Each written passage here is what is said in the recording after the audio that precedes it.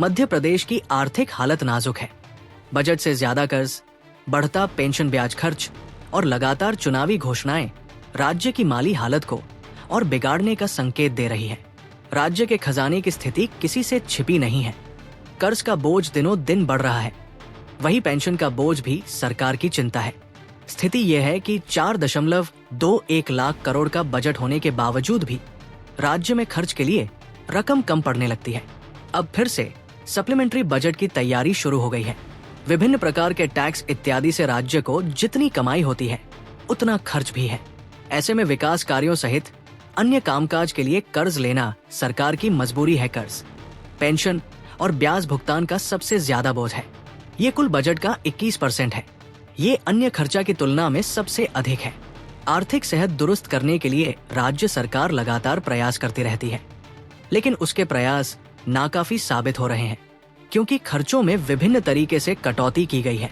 Supplementary budget का प्रस्ताव मांगे जाने के साथ ही विभागों से स्पष्ट तौर पर कह दिया गया है कि वाहन खरीदी इत्यादि के लिए बजट नहीं मिलेगा।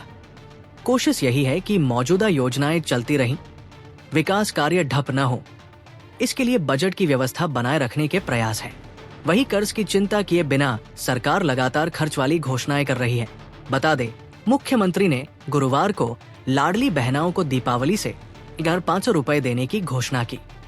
इसके तहत प्रति बहना का हर महीने 250 रुपए का खर्च बढ़ जाएगा, जो करोड़ों रुपए में होगा। यही नहीं, नए पदोन्नति नियम के तहत जिन शासकीय सेवकों का कद बढ़ेगा उन्हें बढ़ा हुआ वेतनमान भी देना होगा। इसका खर्च भी करोड़ों में होगा। इस तरह दीपावली के पहले और बाद तक सरकार ने कमाई के स्रोत नहीं बढ़ाए तो अधिक कर्ज लेना होगा।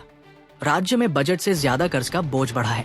ऐसा इसलिए कहा जा रहा है क्योंकि राज्य का बजट 4,21,032 करोड़ रुपए है, जबकि कर्ज 4,21,740 करोड़ रुपए तक जा पहुंचा है। यानी कर्ज बजट से 708 करोड़ रुपए अधिक है। सरकार दिनों दिन कर्ज ले रही है, ऐसे में कर्ज और बढ़ रहा है। हाल ही में सरकार ने 4,500 करोड़ का कर्ज अलग अलग 2 किस्तों के लिए लिया है। वही राज्य में पेंशन का बोझ सरकार के लिए सबसे बड़ा है। हालांकि वर्ष 2005 के बाद से राज्य में न्यू पेंशन स्कीम लागू होने के बाद से आने वाले वर्षों में पेंशन का बोझ कम हो जाएगा, क्योंकि सरकार पर पेंशन का बोझ नहीं होगा।